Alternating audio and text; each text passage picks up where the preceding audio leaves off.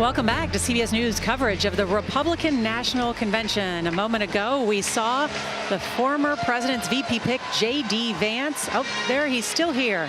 Came into the hall. He's up in the VIP box, greeting members of Trump's campaign team there.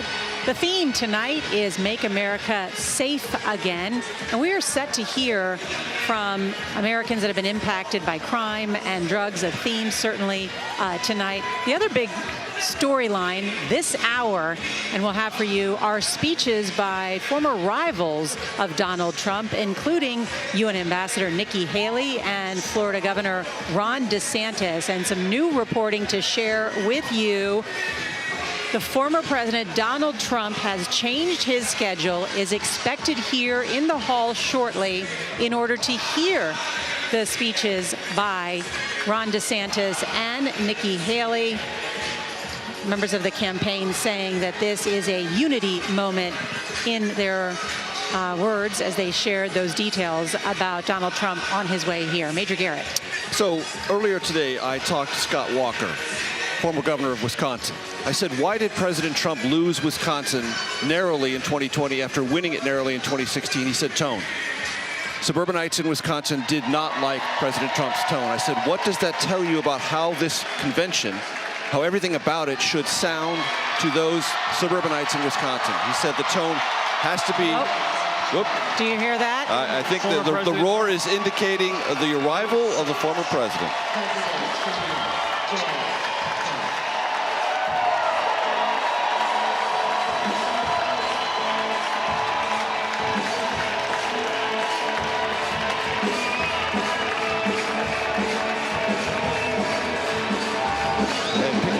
Norah, as we see the president come in, Scott Walker said the tone has to be less about former President Trump and more about the country at large. Moments like this, to see Ron DeSantis and Nikki Haley, are part of an effort in that direction.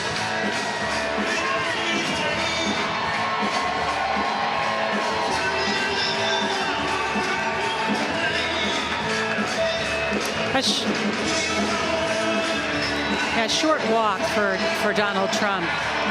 And you can get a glimpse of just the number of Secret Service agents surrounding the former president. He looks a little bit more energetic tonight. He does. Than last night. Certainly probably a little bit more emotional, his first public appearance.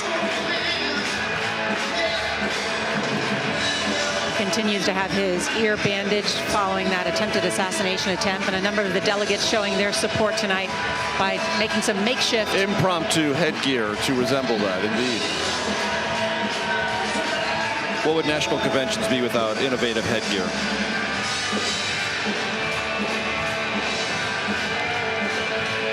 And they're greeting Sarah Huckabee Sanders, his former press secretary, currently the governor of Arkansas, Eric Trump. And there, his vice presidential pick, J.D. Vance.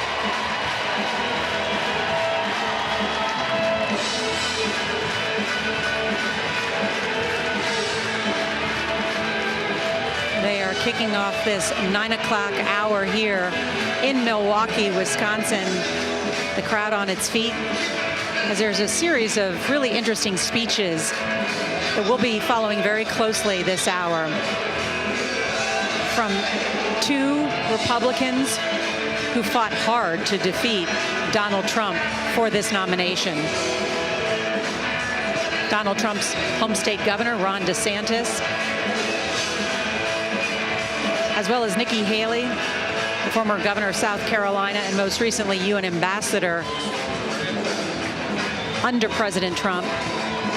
The question tonight is, what will be her message? Will she talk about foreign policy?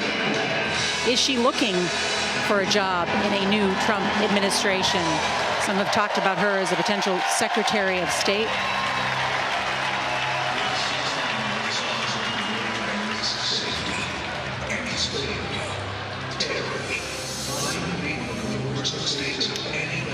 I want to bring in John Dickerson. John?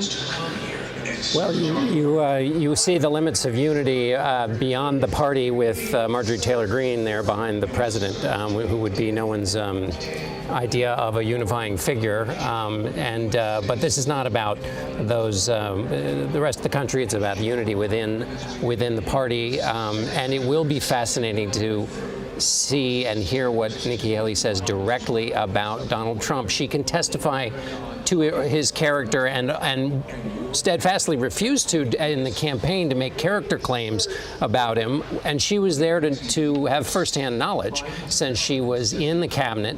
And so many members of Trump's cabinet have come out and said he should not be president again. They are not invited to this convention, nor is Chris Christie, nor is former Speaker Paul Ryan.